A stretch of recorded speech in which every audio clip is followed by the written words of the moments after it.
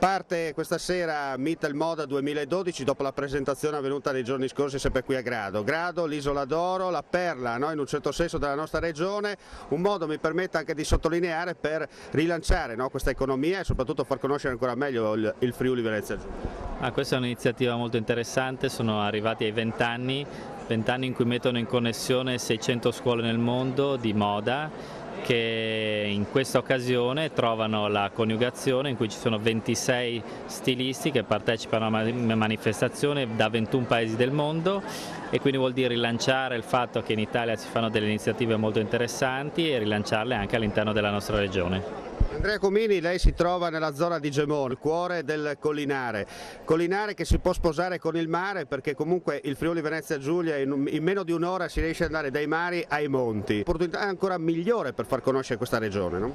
Quello assolutamente. Oggi troviamo a Grado, che è sicuramente la perla della nostra regione, domani ci potremo trovare in montagna, cioè in un'unica regione abbiamo molte potenzialità e stasera veramente avere a che fare con 21 stilisti giovani emergenti che provengono da tutti i paesi del mondo credo che sia un'opportunità unica e che si rinnova ogni anno e quindi continuare a mettere queste energie in iniziative regionali che però hanno una visione internazionale. Comini, oltre a buttare l'occhio, potrebbe essere qualcuno di interessante da poter proporre alla sua linea? No, ma sicuramente fra qualche anno troveremo alcuni di questi personaggi che magari disegneranno collezioni molto importanti, quindi credo che questo sia un luogo, un bacino di idee cui nei prossimi anni ci potranno dare soddisfazioni all'Italia o anche altre aziende che vogliono questo tipo di creatività.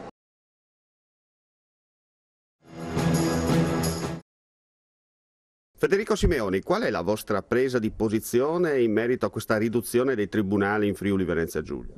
A noi del Front Furlan piace dire le cose fuori dai denti, due considerazioni sul tribunale di Tolmezzo vanno fatte.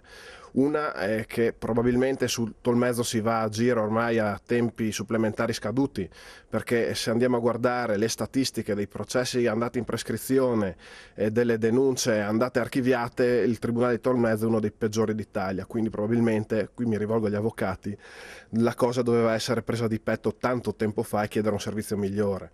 Invece per quanto riguarda adesso la mancanza di un servizio sul territorio, qui rinfocoliamo la polemica sui 370 milioni di euro che la Regione ha regalato allo Stato l'anno scorso. In questo calderone doveva essere messo in conto anche il costo, secondo noi, del funzionamento della giustizia qui in Friuli, perché noi paghiamo le tasse e quindi pretendiamo di avere anche un sistema di giustizia che sia gestito all'altezza.